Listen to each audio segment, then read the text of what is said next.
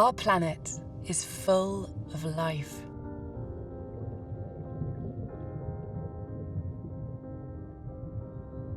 As far as we know, Earth is the only inhabited planet in our universe. But the diversity of life it supports is under threat.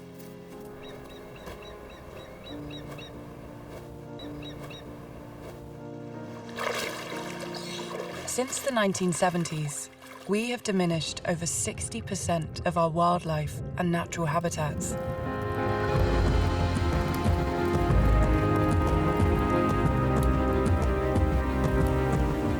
With more than 1 in 7 species now facing extinction, and many others in decline, the time has come to readdress that balance.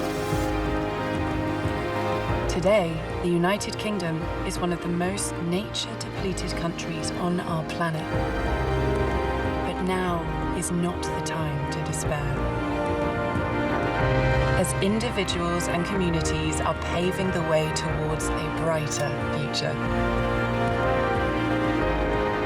Now is a time for hope across these wild isles.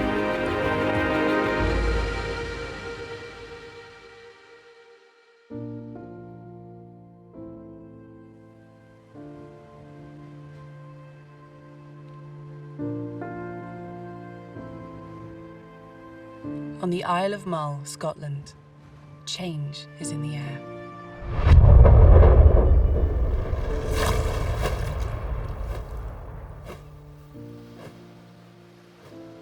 White-tailed eagles, the UK's largest bird of prey with a wingspan of up to 8 feet.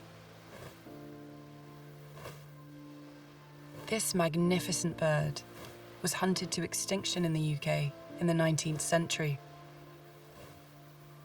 It was the time when Victorians were out shooting grouse and other game, the time when sheep were being brought into the Highlands and they didn't want any predators around, so white-tailed eagles were top of the list to get rid of. The last known white-tailed eagle in the Highlands was shot in the Shetlands in 1918. It's just shameful, really, what human beings are capable of doing. But after decades of hard work and dedication, they're back and they're breeding.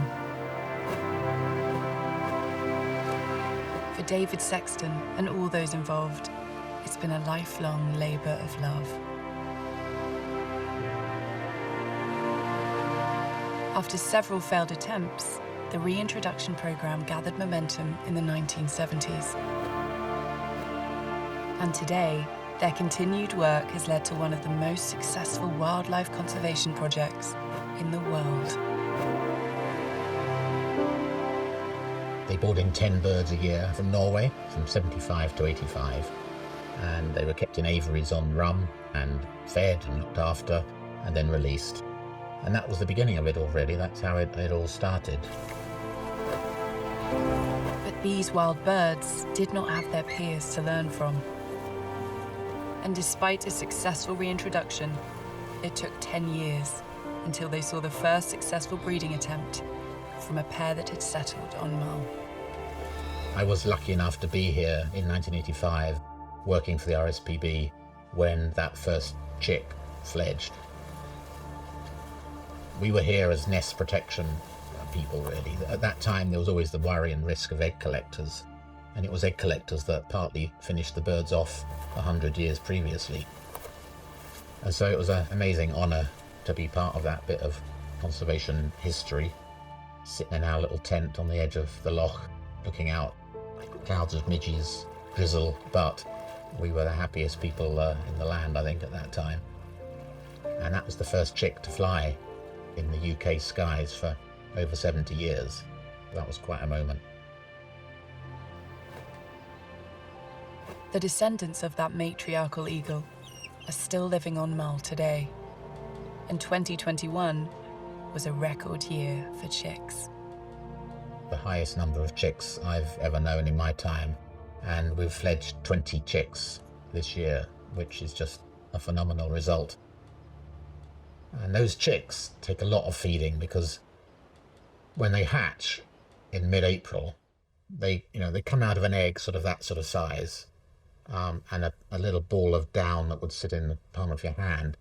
In 10 weeks, they've grown from that to fully grown eagles, the 8-foot wingspan, which is just a phenomenal rate of growth. And by the time they fly the nest, that's it. They're fully grown. Their plumage changes, but they don't get any bigger. They're all dark brown, chocolate head. And it's not until they reach maturity at 5 years old that they get that amazing pale blonde, bright yellow beak and that gleaming white tail. Mull's success story in bringing these birds back from extinction shows that change can happen when individuals and communities come together. But even today, conservation conflict remains a hot topic. I mean, one of the reasons white-tailed eagles became extinct was because of the perceived conflict with livestock. And there's no denying that eagles are predatory birds. Golden eagle and white-tailed eagles are going to take some lambs each year. But what's gone too far now is the exaggeration and the claims of losses, which go way beyond reality. The eagles, white-tailed eagles in particular, have now just become the number one thing to blame. White-tailed eagles are big scavengers, so they will come in and take something after other predators have started the process. And if they see something like that going on, sure, they'll come in and intervene and take the lamb. It might already be dead, it might be nearly dead, but either way, it's the eagle that gets seen and gets blamed. They're just an easy target. It's humankind and predators. We tolerate them up to a point, but as soon as they interact in any way with what we want to do, we want rid of them. And that's the sort of challenge which we face. And you understand it from the farmers and the crofters' point of view, because the animals are their livelihood. But what we're trying to do is find ways through that, to find ways of accommodating these birds back in our lives. Non-lethal ways, that is. We know that they respond to things like diversionary feeding. You only have to put out some alternative food source for them if they happen to be nesting near a lambing park, like 3 or 4 fish a day, and they will take that and leave everything else alone. But what is happening more and more now is actually a change in the landscape and a change in the way land is managed. People are wanting to do more about ecological restoration, and that's their main focus. It's not about deer stalking and grouse shooting and sheep farming. They welcome white-tailed eagles. They want them on their land. So there's a definite new era approaching. Despite misconceptions, white-tailed eagles play an important role keeping other predators at bay, maintaining balance within the food chain. And for an isolated island community like Mull, these magnificent birds also generate surprising economic benefits, bringing in as much as £5 million a year as a result of white-tailed eagle tourism. But I think in addition to the economic benefit, which is great, and we need it, it's also just that almost a mental health and well-being thing that they provide for people. They give back bucket loads to the amount of people that are now coming to watch and to see them. People are brought to tears sometimes when they see an eagle in its natural habitat, soaring in the sky. And that has as much worth, in my view, as any pounds in an economic study. David has never forgotten his first encounter while staying on Mull in the 1980s. I'd seen my first sea eagle on a holiday here. Just saw this massive bird flapping across the loch, being mobbed by hooded crows. He screeched to a halt, leapt out, and it just soared up and over the ridge, and that was the trigger for me. There was no going back for David. and he began a lifelong career working for the Royal Society for the Protection of Birds, finally becoming the Mull Protection Officer in 2003, a job he is still firmly committed to today. One of the things that gives me most pleasure at the moment is the fact that we're now able to do for England what Norway did for us back in the 70s. You know, Norway had a thriving population of white-tailed eagles, and they donated a couple of hundred birds over the 3 releases. Now, because ours are doing so well, we're helping a project who are releasing white-tailed eagles on the Isle of Wight. So now there are numbers of white-tailed eagles already soaring over the south and west coast of England. A real source of pride for me that Mull is able to be part of that project. Increasingly, we need to make room in our lives for these animals that rightfully should be here. You know, we were the ones that got rid of them for no good reason. And at the end of the day, it's what most people want in their lives. They want a rich, biodiverse countryside.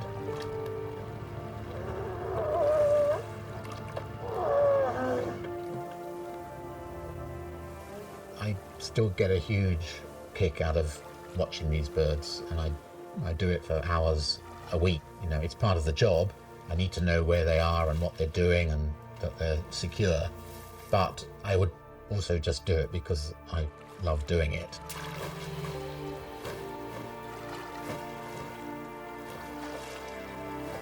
I came here with a very good friend back in the 80s. He's now passed away, but that's my connection to him. You know, I think about it all the time. When I bought my girlfriend here, now my wife, you know, she loved Mull, and the eagles were part of that connection. My daughters, they've grown up on Mull. Eagles are part of their lives, so the whole connection for me with white-tailed eagles in my life is inextricably intertwined, and I can't separate it. Sorry. Yeah.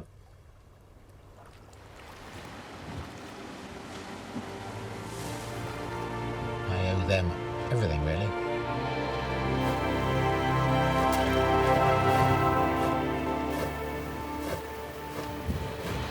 And sometimes we can look to nature for help in more ways than one might imagine.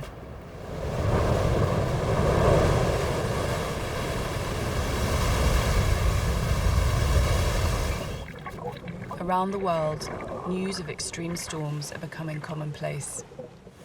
And if global temperatures continue to rise, as much as 51% of the world's population could be at risk from severe flooding. But one animal may be able to help. The Eurasian beaver. These semi-aquatic mammals could play a significant role in Britain's nature recovery and make the countryside more resilient to the impacts of climate change. Beavers are natural engineers. By felling trees and building dams, they can improve the quality of rivers, slowing down, cleaning, and storing water. And these newly formed river habitats attract a diverse abundance of wildlife. Once native across the whole of the UK, beavers were hunted to extinction 400 years ago for their meat, fur, and scent glands. But successful attempts to bring them back in the wild have led to the first urban beaver reintroduction programme in Plymouth, led and supported by a progressive thinking council. The 6-hectare rewilding enclosure is set in an ancient woodland nature reserve, surrounded by local housing estates. When you're inside the enclosure, it doesn't feel like you're in that area at all. It feels pretty wild. It's basically a large community nature reserve where all the wildlife can link up, trying to create a more diverse habitat for the locals and just nature in general. Joe Bestwick began working at Poole Farm 5 years ago and became inspired to bring beavers back to the area after watching a film about rewilding. think we're at a point now where the wildlife is so depleted in this country compared to a lot of countries that I think we sort of have a duty to try and bring a lot of that back wherever possible and practical. And about 3 years ago, we sort of all put our heads together and thought, could we release beavers here? Logistically, it was very difficult, but I think from a sort of passion side of things, we all really had our heads in the right place and we were all really keen to try and achieve it. After many consultations, their passion and dedication paid off. In November 2020, a lone male beaver was introduced into a specially built enclosure. The first to inhabit the valley in over 400 years. A few months later, he was joined by a female. When she was first released, she lived separately aside from the male for a good 2 or 3 weeks. And then someone saw them swimming together on the pond, and that's when we realised that they paired and they were living in the same burrow. She's definitely more dominant and in control, and he sort of just puts up with what she wants to do, and she'll snatch sticks off him. She brought down the tree, she built the majority of the dam, so she's sort of the ringleader, and he's just like follows her around everywhere.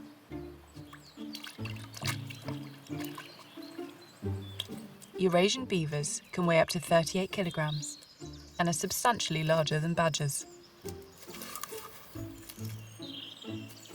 Although they will clumsily forage for food on land, they have a waterproof layer over their eyes and a rudder-like tail for swimming, which makes them better suited to life in the water. There's a common misconception that they will eat fish, but they don't eat fish. They're completely herbivorous.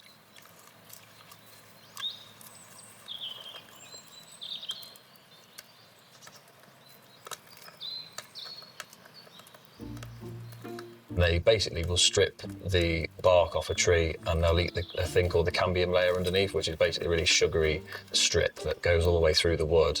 And then they'll also eat a large amount of vegetation, so they'll eat brambles, they'll eat ferns and bracken and, you know, everything that you might find, they'll feed on it. Beavers pair for life, and the recent arrivals have attracted a lot of interest from both young and old within the community. And there is no doubt about Joe's feeling towards these animals, which has earned him the nickname of Beaver Man. Oh, to be honest, they do mean everything to me. Like they're just brilliant, and I think that it's amazing to see an animal that can just basically do what you want to do for conservation in its own time, and it can completely shape an environment. You know, you can change a whole river system, you can change a whole area of trees just from one animal that's digging channels and building dams and things. So yeah, I think they're great, and I think they should be protected and encouraged to spread in controlled ways.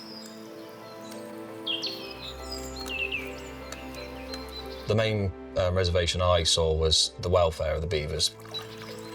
I think people were worried that, you know, you might get a few people coming down and breaking in and doing things that they shouldn't be doing. So it's something that we took on board. That's why I've got the cameras out, keeping an eye on it. We've got the regular beaver patrols. Beavers are largely nocturnal, which means the camera traps that Joe sets can observe their nighttime activities, as well as monitoring their welfare around the clock. I tend to just follow where their feeding signs are. So if there's something interesting, a new tree they've started gnawing, or obviously when they started building the dam, and when there's beaver sticks that turn up in a new location, then I'll try and anticipate that and get that on camera. A lot of the good footage that I got, luckily, was just through sort of thinking like a beaver and trying to anticipate where they'd go. Joe can already see a difference in the landscape after only a few months of beavering away. With the beavers, one of the main aims was to potentially show that flooding can be reduced from their behaviours. If you imagine you've got a watercourse that naturally is the same all the way through, in our case it's 600 metres of the same topography of water, and then they've now put a dam in front of it, you now have a really fast area of water, comes in, it slows right down. When you stand back and look at both channels, you can see a noted difference between the channel that they have affected and the channel they haven't affected.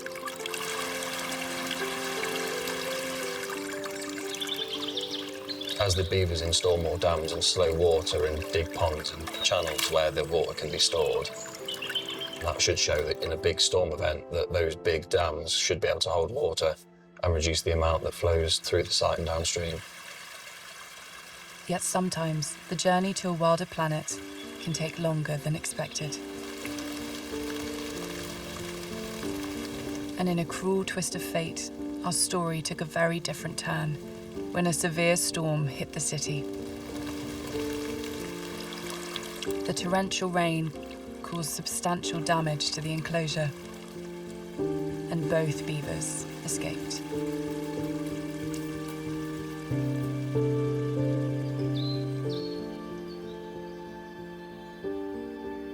The male sought refuge nearby, but sadly, the female died.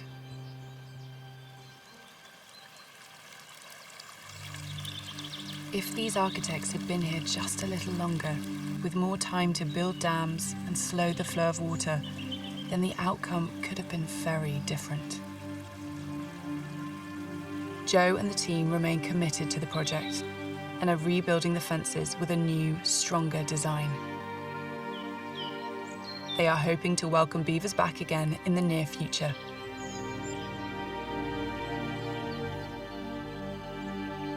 What a fitting legacy it would be for the beavers at Poole Farm if other authorities were to follow suit in areas at risk of flooding around the world.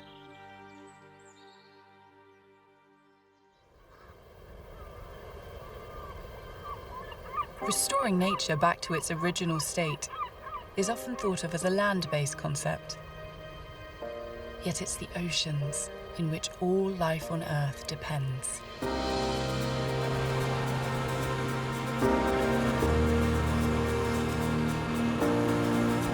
The UK and Ireland comprise over 6,000 islands, and the waters surrounding these coastal communities are for many a way of life.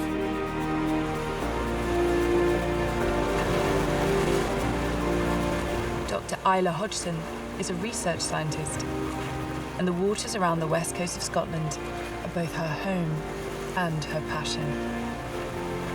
The Sea of the Hebrides is basically one of the most amazing places that we have, not only in the UK, but in Europe. It's a hugely, hugely biodiverse place.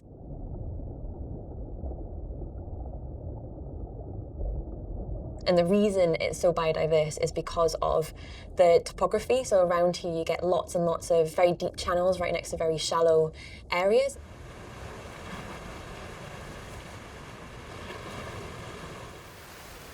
Cold water is extremely nutrient rich. So when that comes up to the surface in certain areas around the world, that's called nutrient upwelling. So that brings these lovely nutrients back up to the surface, and it acts almost like kind of like a fertilizer does on agricultural land. Around the Sea of the Hebrides, you get a huge, huge diversity of life, and it's just a really, really special place.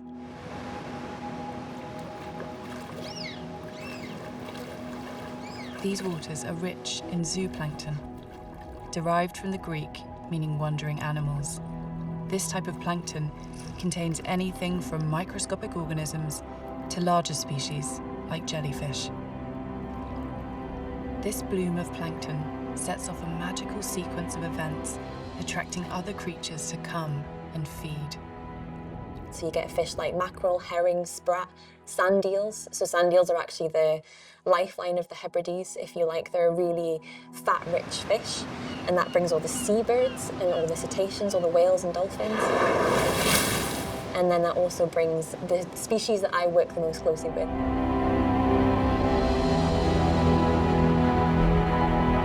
The basking shark. Reaching over 40 feet in length, It is the second largest shark in the ocean, and they migrate to these shores every year, making this area one of the world's biggest hotspots.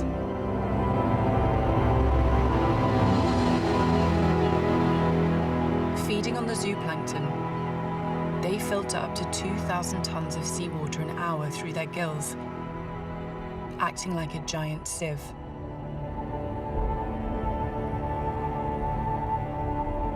These gentle creatures cruise slowly along the ocean surface, which has in the past made them an easy target for hunting. They're pretty easy to find. They're right at the surface, they're very slow moving, so it's very, very easy to harpoon a basking shark. Its liver contains an oil called squalene oil. Back in the day, that used to be used as an energy source, oil lamps specifically. Thankfully, the hunting of these sharks was banned in the UK in the 1990s. But Isla thinks that the current population is still recovering from that exploitation. So these sharks are likely very, very long-lived, so it takes them a long time to grow to reach their actual maximum size. Spending a small percentage of their time at the surface means that we still know very little about these elusive animals. Much of their life roaming the depths remains a mystery, even to those who study these magnificent giants of the sea.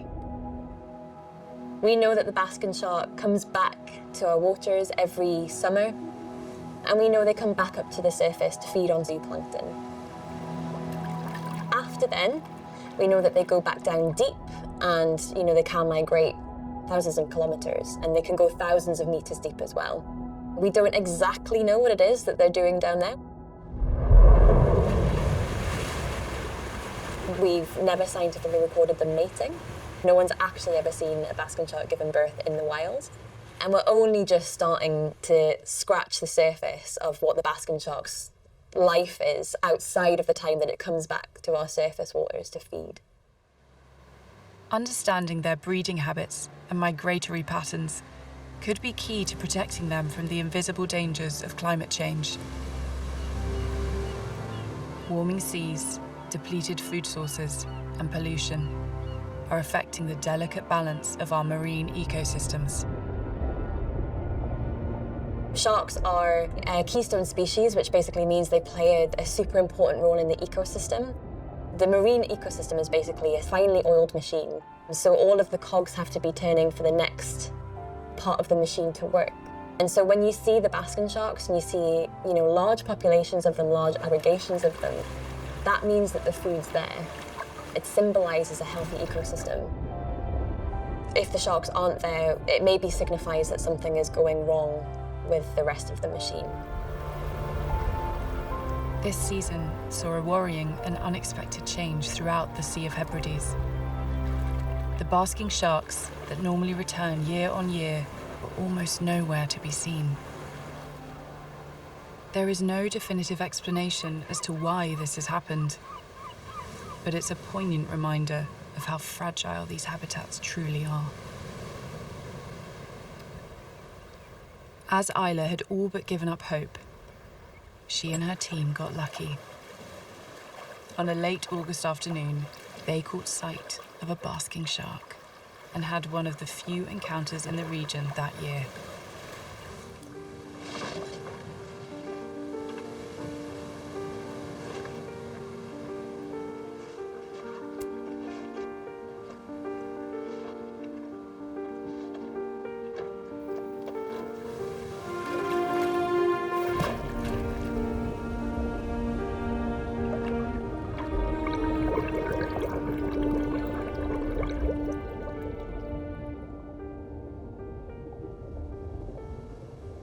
I felt relief because it's very rare for me to get to almost the end of August and to have not seen one the entire season. Also, just sheer joy. It signals to us that the sharks are still there and the ecosystem is still working how it should.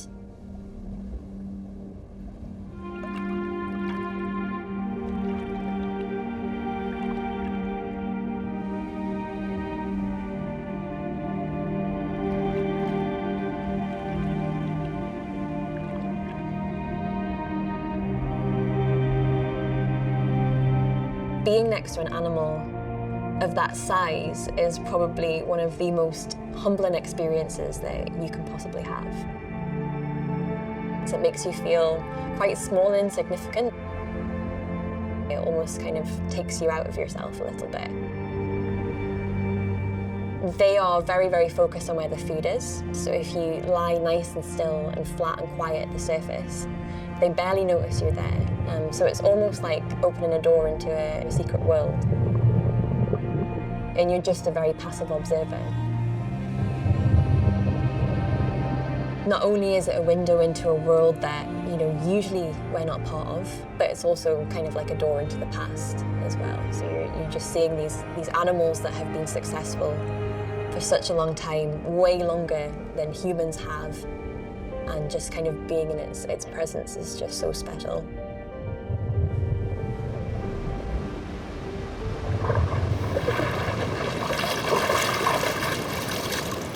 It's almost mind-blowing to think about the impact that we can have. We have such a huge influence on the natural world itself. I've been on the planet for almost 3 decades now, and in my lifetime we've seen almost 71% decrease in the number of sharks across the world. The majority of that is down to overexploitation from fishing. We are taking these animals out of the ecosystem, and we are causing their declines. So the majority of oceanic shark species are threatened by extinction as it is today. For Isla, having lived all her life by the sea, diving beneath the waves has opened her eyes to this hidden world.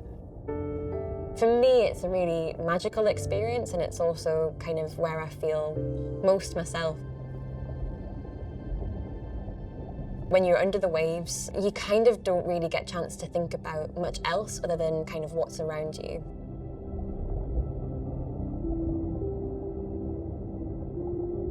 So it's a really, really mindful experience.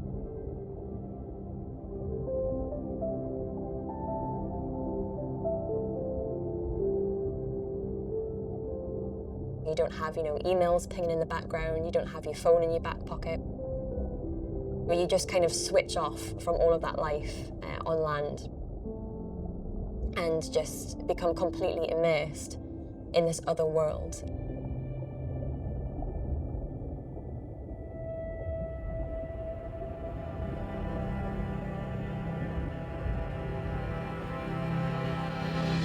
I've got through some of the hardest times of my life by being in the ocean on a regular basis. It's so important to me.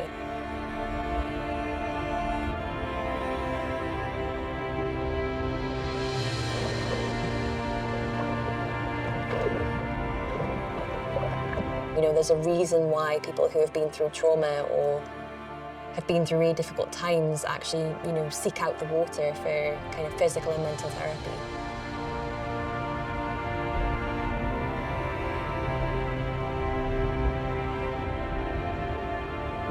Our seas are so worth protecting because we have habitats here that you don't find anywhere else in the world. We have habitats here that are huge carbon stores, the kelp forests themselves.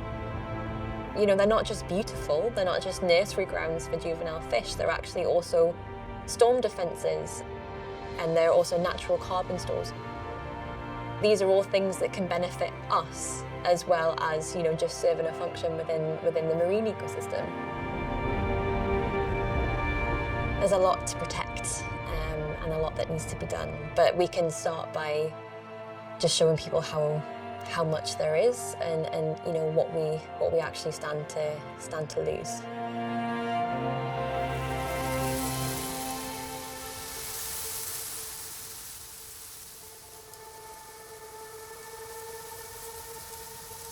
Ecological restoration of our natural world is a complex subject. As we look to the future and restore what has been lost, we must continue to recognise the livelihoods and shared concerns facing communities both here and around the world. Yet when we can find ways of working together, the outcome can often be as surprising as it is rewarding.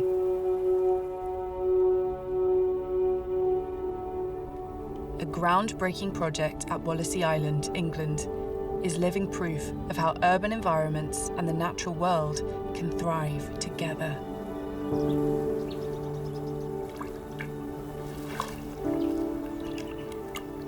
In 2008, London's Crossrail project excavated over 8 million tonnes of earth to make way for its new underground railway, deep beneath the capital.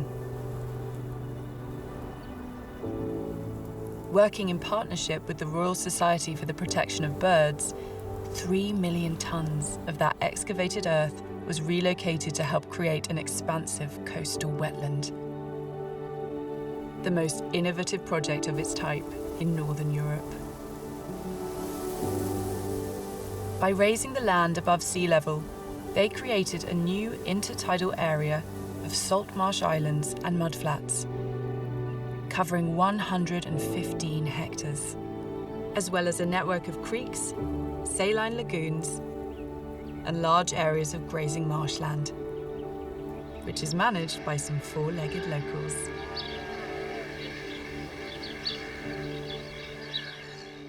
With rising sea levels threatening the UK's coastline, these specialised areas not only provide flood protection, but they have created rich, biodiverse habitats, benefiting both the wildlife and the local community.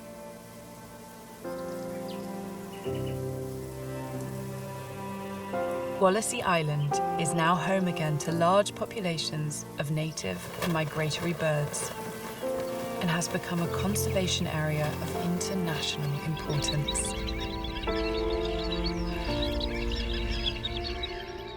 Gulls and terns flock here in great numbers, as do overwintering waders and wildfowl. In the summer months, nesting birds like the avocet, once on the brink of extinction in the UK, now thrive in this protected haven.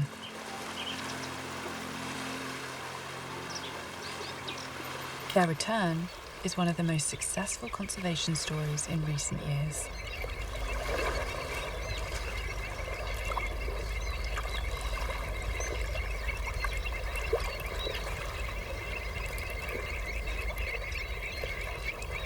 With its distinctive upturned beak, avocets feed by sweeping their bills from side to side as they wade in the muddy water, in search of crustaceans and worms. Quite handy when you can't see what's below the surface.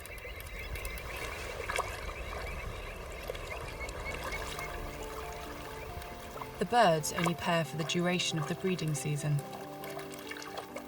and their mating ritual is renowned for its elegance. Oh.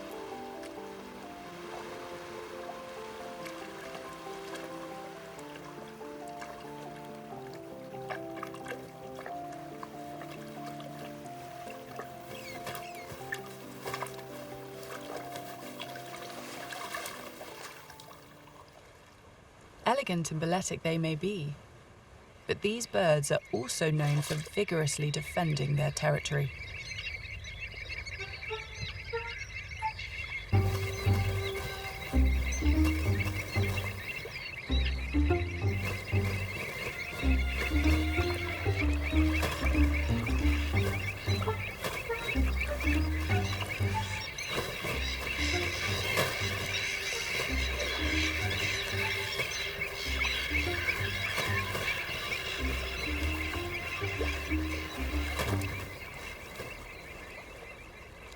This feisty behaviour is particularly noticeable around nesting time, when they have eggs and young chicks to protect.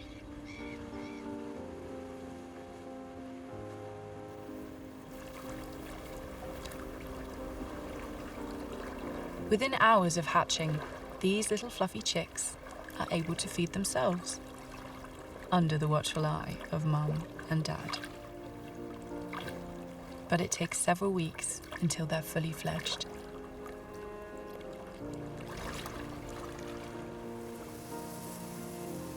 Salt marshes like these not only support myriad wildlife, but they also provide £1 billion worth of coastal flood defences around the UK.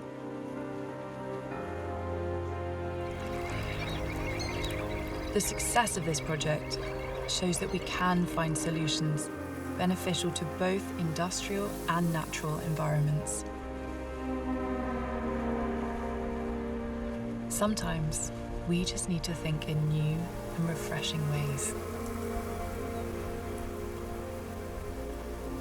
With a projected 9.8 billion mouths to feed by 2050, the challenge of meeting those needs whilst preserving our natural world has never been greater. Thankfully, some people are finding solutions that don't cost the earth. James Fox Davies grew up on an arable farm in landlocked Shropshire.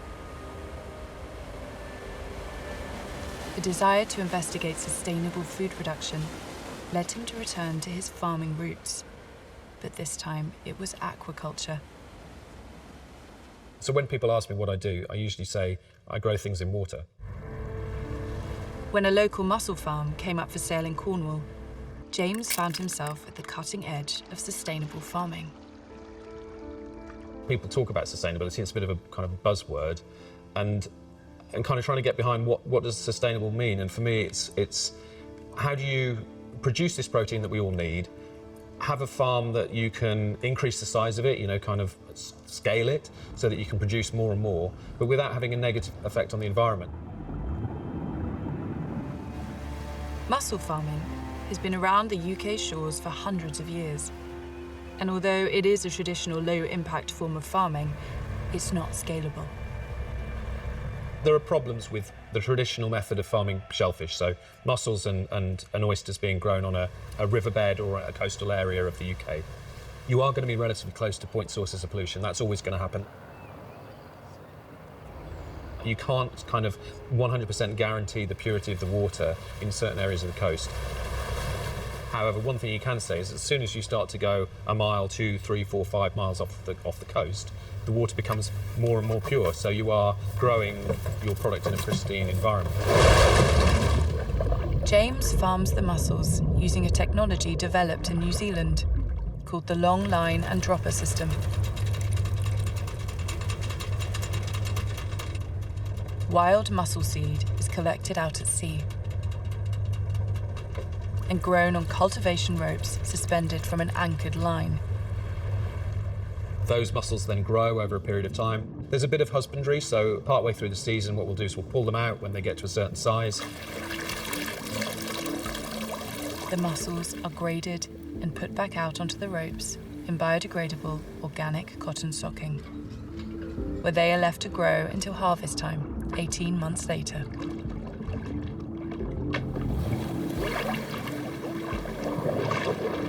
Mussels filter the water around them, absorbing particles of plankton and algae as food. Recent research into these mussel farms has found that they can have a positive impact on their surrounding environment. One of the UK universities on the south coast has looked into what happens underneath these farms, and they found that actually it brings in more species of fish. The mussels act as a source of shelter, but also as food, and you find that actually you bring in more diversity.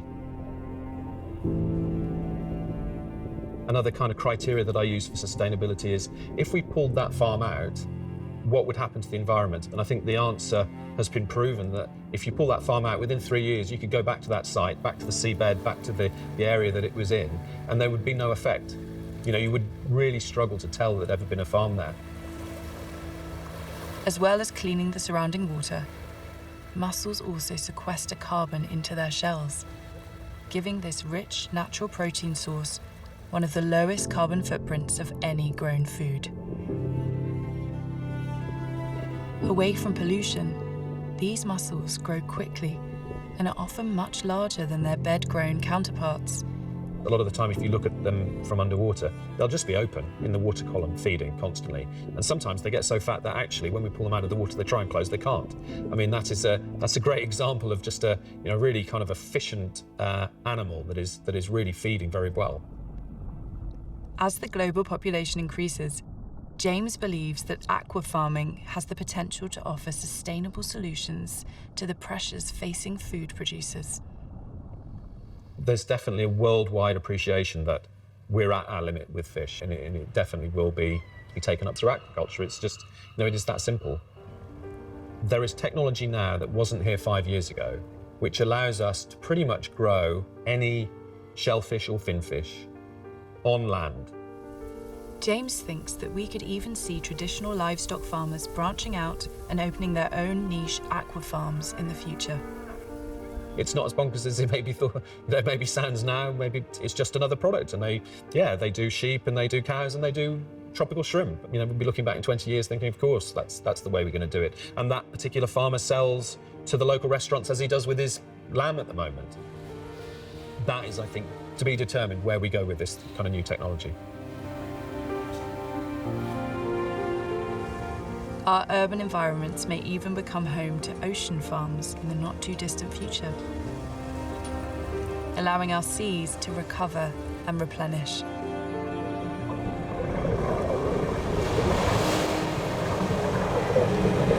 And in some cities, new ways of producing food are already being successfully put into practice.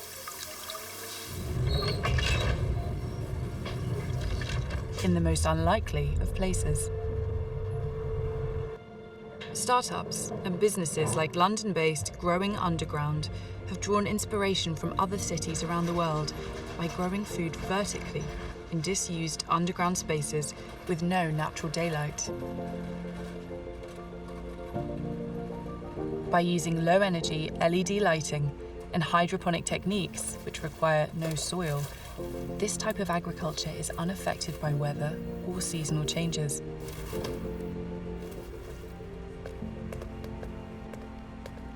These carbon-negative farms are already growing produce all year round, using 100% renewable energy, 70% less water, and far less space than traditional open field farming.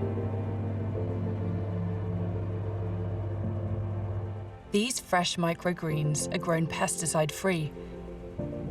They're 90 times more nutritious than their fully grown counterparts, and only take 2 weeks to grow.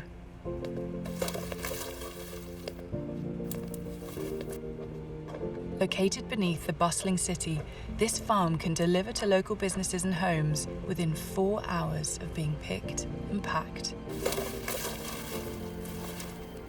By adopting these circular ways of thinking, the world can reconsider how wasted energy can be repurposed. Heat waste from buildings like skyscrapers could be harnessed to heat their own farms, making cities a prime location for food production.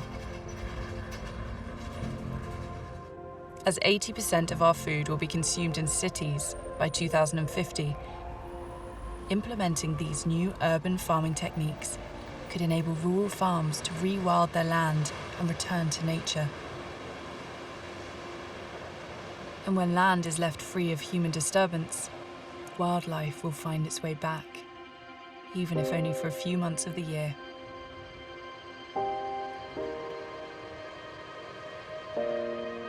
The Wildlife Trust's Skoma Island in Wales is now a protected area, and at springtime every year, it attracts some very special oceanic visitors to its shores.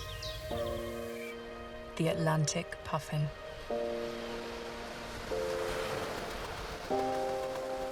After spending many months at sea, the breeding season brings them ashore.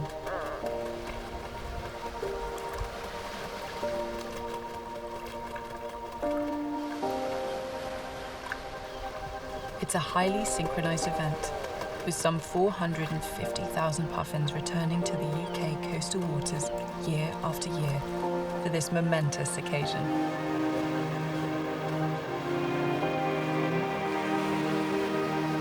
Like many birds, their ability to find their way back to the same site each time remains a mystery to us.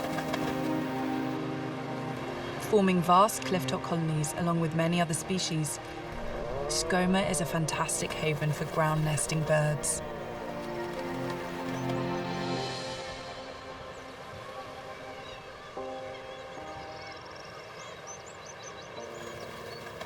Puffins start to breed at around 5 years old and can live up to the age of 20, although the record age here on Skomer is a staggering 38.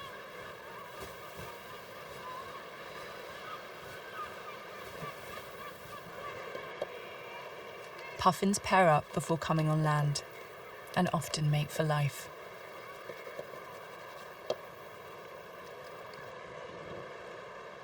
A courting pair may be seen rubbing their beaks together, known as billing.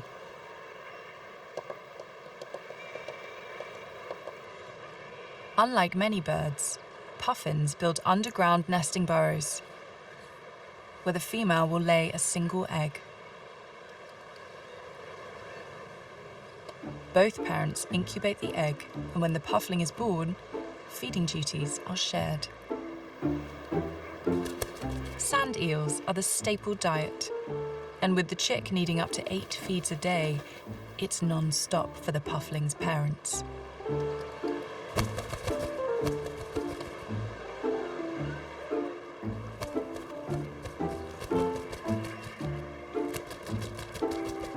This is proper teamwork.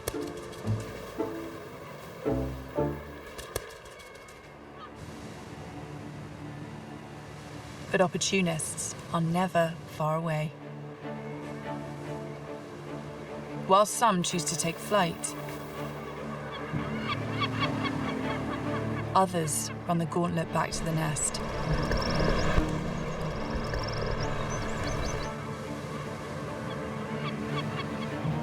Hidden from view deep in the burrows, the chicks may be safe, but above ground, it's a different story.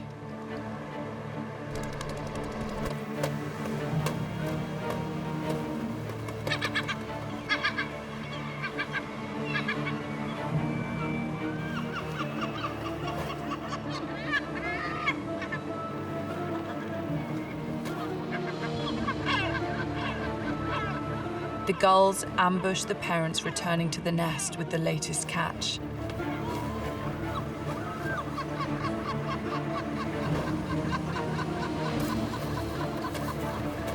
They are always on the lookout for easy pickings to feed their own young.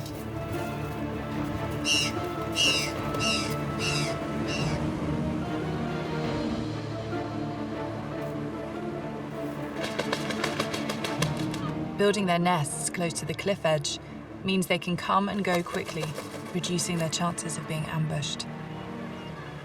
But sometimes it's better to lay low until the danger has passed.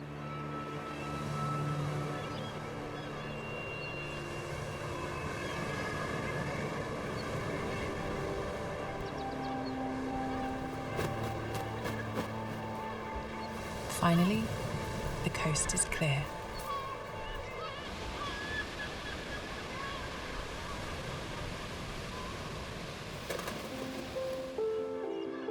Puffins are amazingly agile swimmers.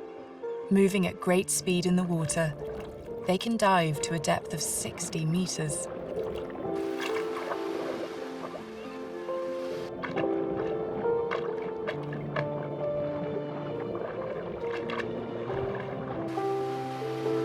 But sadly, puffins are becoming a vulnerable species worldwide. And although numbers here on Skomer are increasing, elsewhere has seen a rapid decline. As puffins are highly susceptible to adverse changes in climate.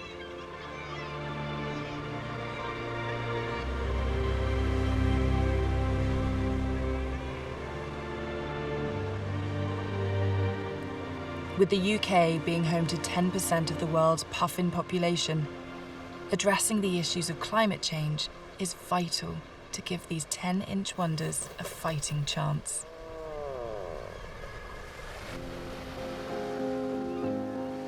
At the end of July, the chicks on Skomer will be ready to leave the nest.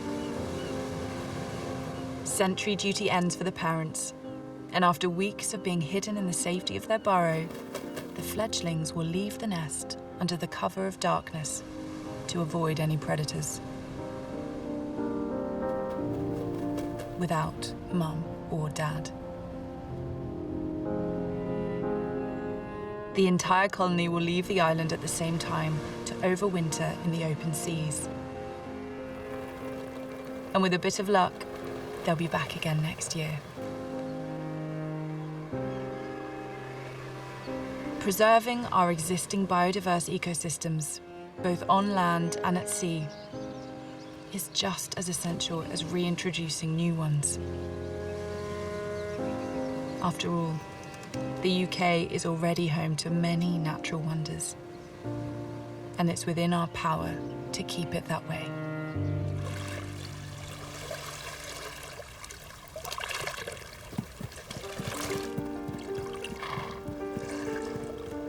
On the Isle of Arran, Scotland, Howard Wood spent much of his youth freediving the local waters.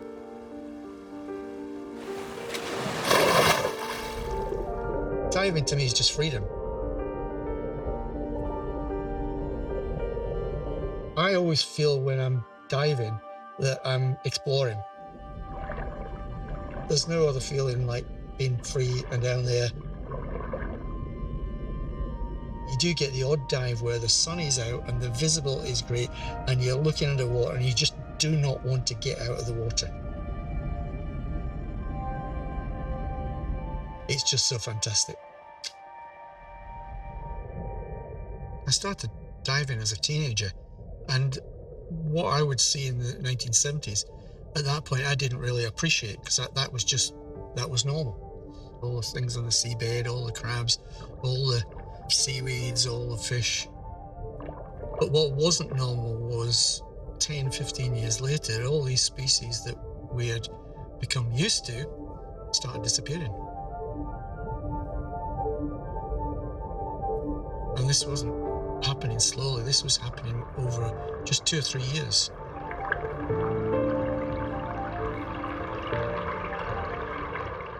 We didn't realise it at that point, but there'd been a major change in fisheries legislation.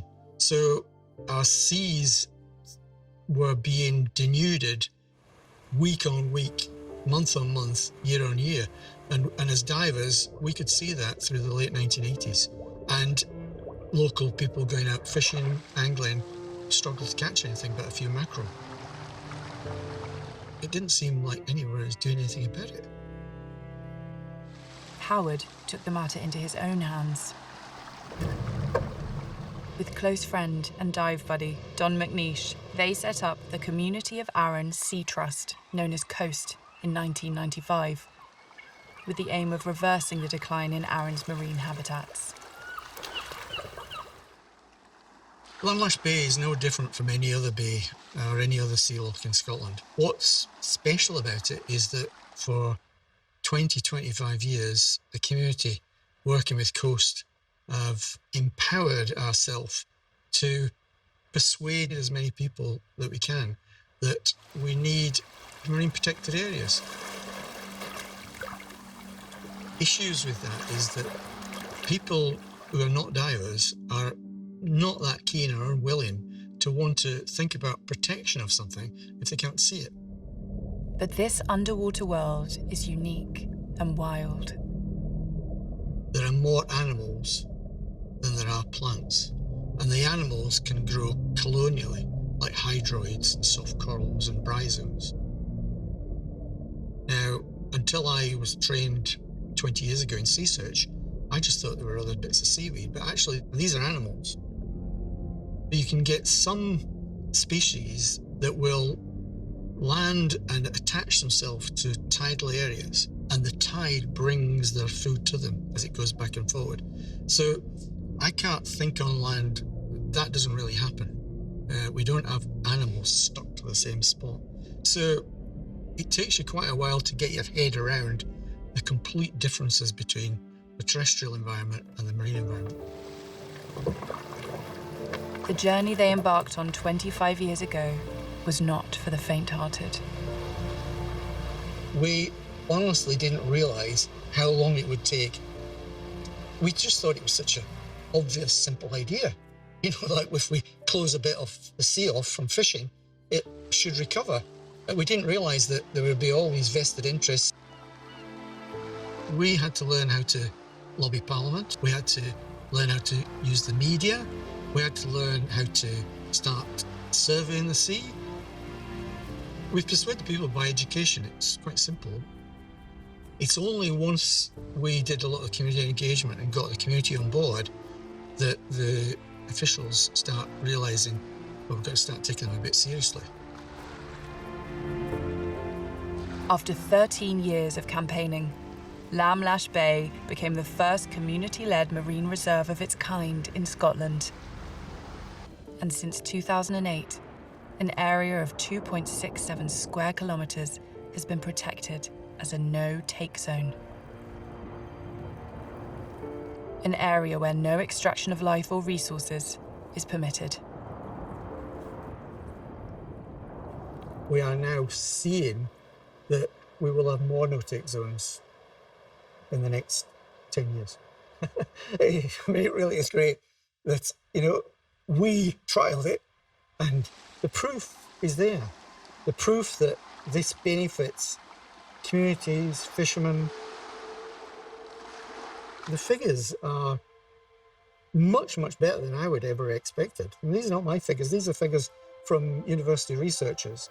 And the estimate is that the scallops within the no-take zone seed an area 40 times as big. So their eggs and spat are seeding a huge area, up to 50 square kilometres. And it's very similar for lobsters. The general species abundance within that marine protected area increased by 80% in less than 4 years.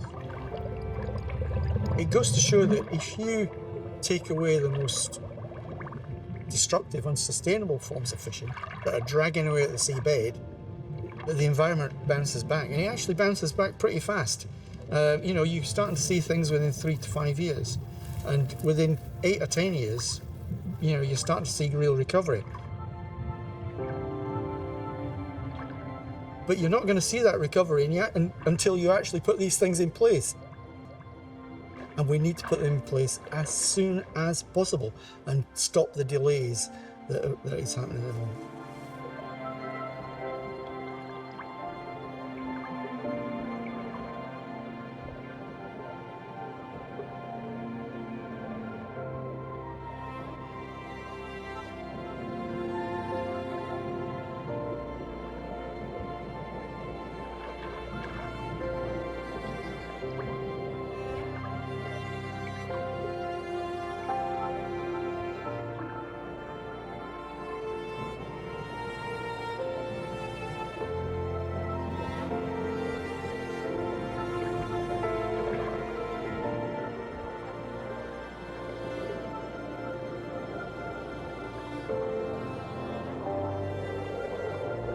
In the big picture, the climate change picture, the biodiversity recovery, we have all the solutions.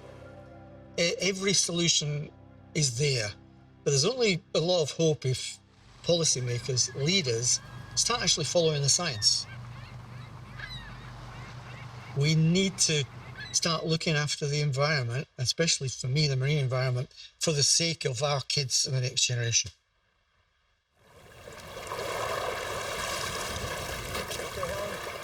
Getting people in the water is great. I mean, I would love to see more divers, because you see more, but I get the open water swimmers stopping me and saying, I spotted this when I was going along.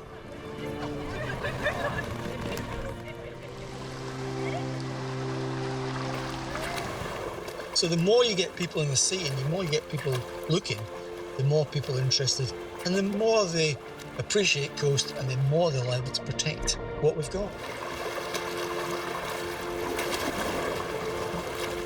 We have 10 years to start implementing things. We have to move, and we have to move fast, because the more resilient our marine environment is, and the more healthy it is, the more that we will be able to cope with changes in climate change, which is going to come, no matter. But we've got to make the marine environment and our environment much more resilient.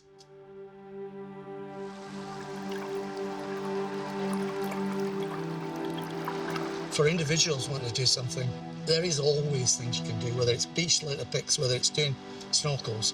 But building that together in a group, initially a group and then a community, means you're much stronger. It's the community angle that actually makes the difference. Coast has fledged or spawned a whole network of communities all around Scotland. What we're looking for is communities with a voice, being legitimate stakeholders in their seas, which after all are a public asset. If it's a public asset, we all have a right to have a say in it, and it's up to governments to manage it for not only me, you, but especially for our kids. The future can be bright, but it's people power that will make a difference.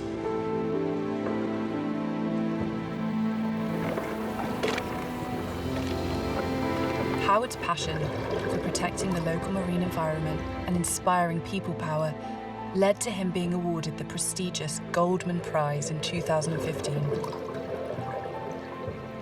Every year, the prize honours 6 individuals from around the world who have brought about positive environmental change at grassroots level, with the help and support of their local communities.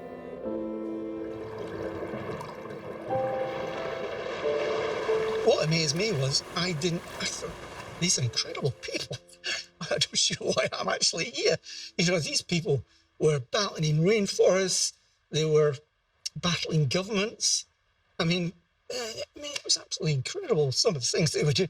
Nobody was actually threatening my life, whereas these people were being threatened, seriously, including, I'm sorry, I could struggle with this.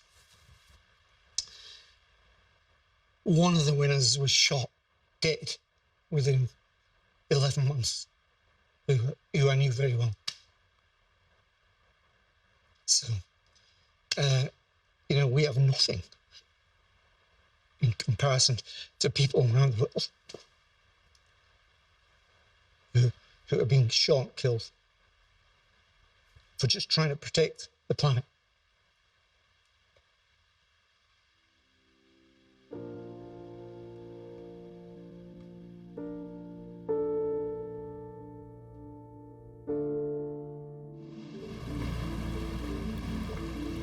We've got a long, long way to go.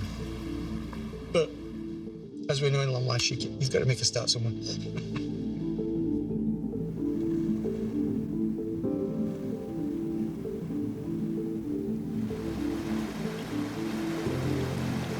All over the world, people are making a difference, highlighting the plight of habitat loss both on land and in the oceans. Initially, I wanted to be like some amazing scientist who was going to save the world, but my naivety soon disappeared when I realised that was just a naive view and it was never in reality going to happen. But you work out ways of winning your little battles, if you like, and getting these ideas and these views across. For Richard Shucksmith, his lifelong passion for the natural world is brought into focus through the lens of a camera. The reason I got taking photographs is because I was mad into marine biology and the science, and I was doing all this research and diving and seeing these things. I just wanted to show people. I used to get so excited. I'm like, right, I've got to take photos, and you know, and I can show people what we're seeing down here. Richard lives with his family on the Shetland Isles, an archipelago in the Northern Isles of Scotland. Ultimately, we're a tiny rock in the middle of the Atlantic. It's a beautiful place, it's wild and rugged, it's on the same latitude as southern Greenland. The sheer cliffs and rocky inlets make Shetland home to some of the largest seabird colonies in the UK, including thousands of gannets.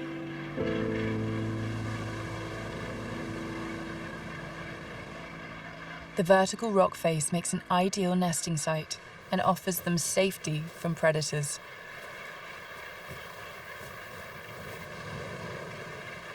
The cliffs also provide them with a constant updraft, which helps them to take off and land quite gracefully, considering their size.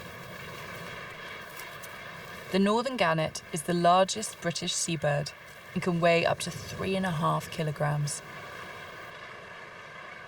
They're incredibly beautiful with their yellow heads, and they have the little blue ring around the eye, and they've got like the big beak. Like the albatross, these gannets are monogamous and mate for life. They return to the same breeding colony year after year. And each time the pair reunite, they greet one another with the ritualistic bill clacking.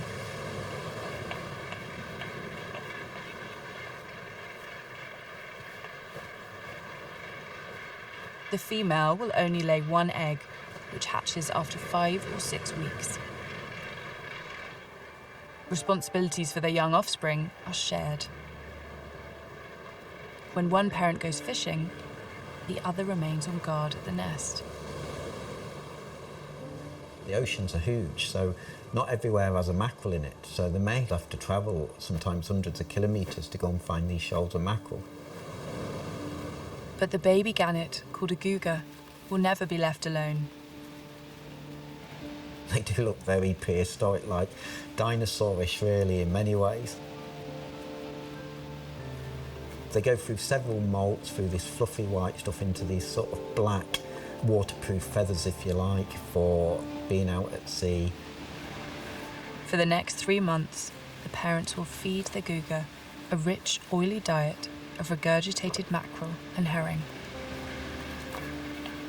Because we have a really incredibly well-managed Scottish pelagic fishery, that means there is plenty of food for gannet. The population here on Shetland is thriving today. They're probably one of the seabird species which is actually increasing in population number year on year, and that's mainly because of really good food supply and good nesting sites. Although these birds will fly great distances in search of shoals of fish, over time, they have learnt to follow fishing vessels, taking advantage of any discarded bycatch. It's fascinating, isn't it, really, this day and age, because there isn't a species, I don't think, what isn't impacted by some form of human activity.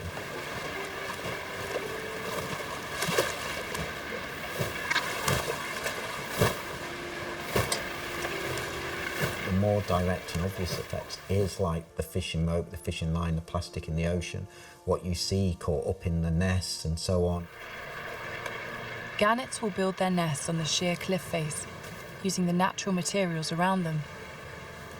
But all too often, debris from the sea like rope, nets, and plastic find their way into the nest, sometimes to devastating effect. I would almost guarantee you would not be able to find a gannet's nest anywhere in the UK which doesn't have a bit of plastic in it. And if you think about it from a nesting point of view, they must see it as like the ideal, perfect nesting material. But obviously, because of their tongues with tiny little barbs in, because this is quite fine fibres, then that gets caught behind a little barb and then they can't get it off. The outcome of that is often you see gannets hanging from the nest where they can't get it off and they've tried to fly off and then they fall and then they're just hanging there. And yeah, there's not a lot you can do. They're just going to die, basically. And that's really negative and it's really sad because that's a total human-induced impact. And that really, you know, we could stop that. If we didn't chuck plastic in the ocean and we didn't lose ropes and everything, none of that would happen. It's not high on the big issue list because the gannets are doing really well. However, in an ideal world, none of that should happen. The dangers of plastics in our seas has been well highlighted in recent years. Their impact on marine life and their absorption into the food chain is still being researched. But Richard thinks we have digressed from the biggest issue facing our oceans today. Actually, the biggest issue for our seas is biodiversity loss, is overfishing, trawling, and actually destroying seabed habitats. But you pull a trawler across a seabed of invertebrate life, you just wipe it out, and that's gone. And actually, what we should all be pushing for is dealing with the biodiversity loss, both on land and in our ocean, because it would actually help us deal with some of the climate issues. So it all goes hand in hand. But really, the big issues is biodiversity loss, and that's the one we should be trying to deal with first, and the plastic should come second, in my eyes. Whether on land or in the sea, a diverse ecosystem is more resilient and more likely to bounce back from man-made or natural disturbances. Thankfully, the well-managed waters around the Shetland Isles still retain many biodiverse hotspots. It is amazing what's going on down there and all the interaction between all the different animals. As a keen diver and photographer, Richard spends many hours beneath the water observing marine life, including the incredible agility of diving gannets.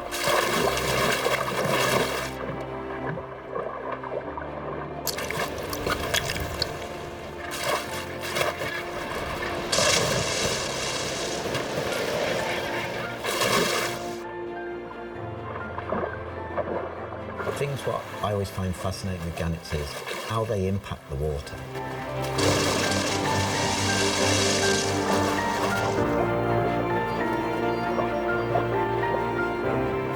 It's amazing, really. You know, you're talking a gannet maybe 30, 40 metres up in the air, the wings go back and it hurtles down to the sea, and you literally hear it hit the sea, and it's like a massive thud. And you look at that beak and that forehead, and you realise that's actually evolved to take that impact. They have special air sacs under their eyes and around the cheeks. Their nostrils are fused so they don't get seawater going up their nostrils. And actually sometimes it's amazing when you're underwater because they're all swimming around.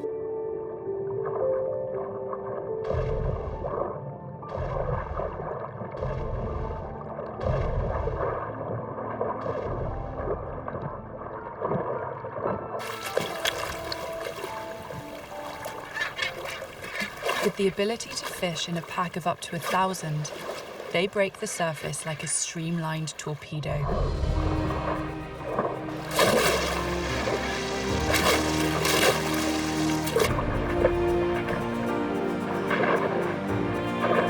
Reaching speeds of up to 60 miles an hour.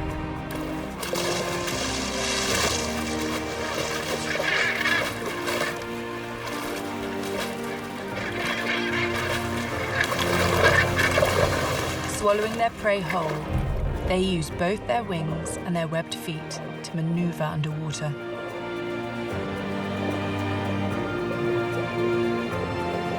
Soon, it will be time for the googers to hone their diving skills. But for now, their main concern is how to get off the cliff. After 3 months of full-time care, it's time for them to go it alone. But their fat-rich diet has made them grow very big, very quickly. And they are not yet able to fly. So when they get to it, it's a sort of a leap of faith off the cliff. With a vertical drop of over 100 metres, there is no guarantee of a safe landing. Sadly for some googers, their journey ends before it's even begun. And there are always others ready to take advantage of their misfortune. Ultimately, once they leave that cliff, they're under their own steam, and they've got to work it out for themselves. Sometimes they just go poof and splat onto the surface, and then they swim out to sea. Flightless for the next 2 weeks, they are at the mercy of the sea. Until they lose enough of the fat that they're able to take off, and they can start sort of flying around like an adult gannet, if you like, and then they can start hunting fish.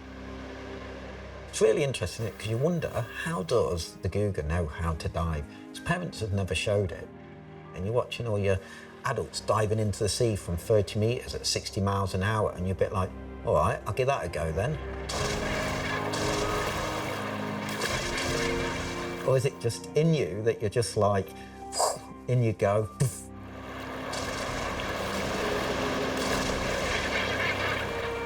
Other things get taught to feed, like killer whales, they teach their young how to feed. Otters, they teach their young how to dive and so on and teach them, but there's none of that with seabird. Richard has always chosen to live in wild and rugged places. And like many people today, he recognises the importance nature can play in positive mental health. The world can be a stressful place. We all know it. You get caught up in work, you get caught up in lots of different things. It can be quite stressful. And the minute you step out the door, all that stress just sort of disappears. You get these fantastic views, you're in amongst the wildlife, you're seeing otters, you walk around, and suddenly it all just disappears. Go to Northern amongst that gannet colony, and honestly, it's, you know, everything you've ever been bothering you that day goes out the window because you're suddenly with this spectacle all around you. I gave a talk in a school here, and it was amazing because at the end of it, all the kids were desperate to tell me all about their experiences in nature. It is literally all around you, you know, even like where I live here, you know, in the mornings I look out in the field, it's full of curlews, lapwings. So there is a massive connection to the natural world in Shetland. And I find most people in Shetland have some sort of connection to it one way or another. It's almost impossible not to, I think.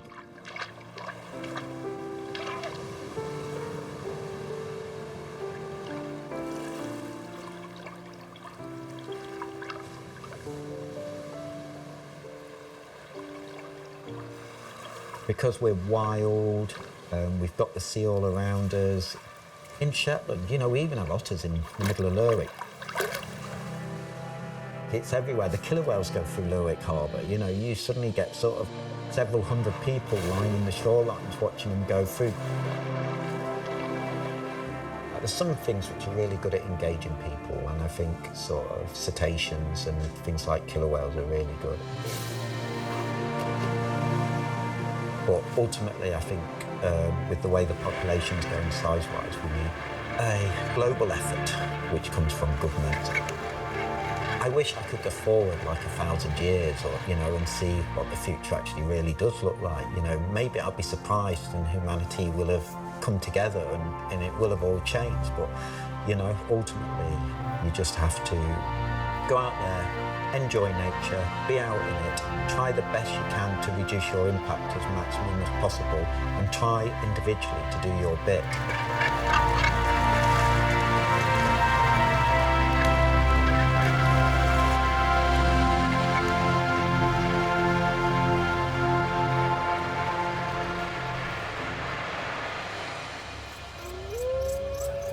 We have the power to heal our natural world and to bring back some of the mammals that once roamed these shores.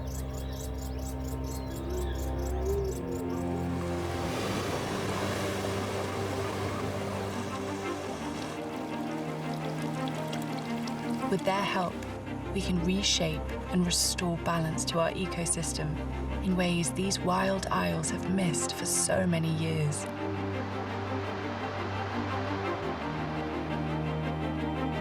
We have an opportunity to pass on a more sustainable, biodiverse, and wilder planet to future generations.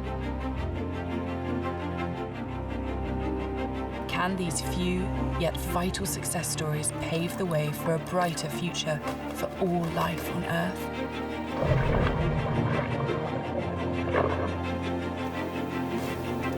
Only time will tell. As the voice of change begins and ends with every one of us.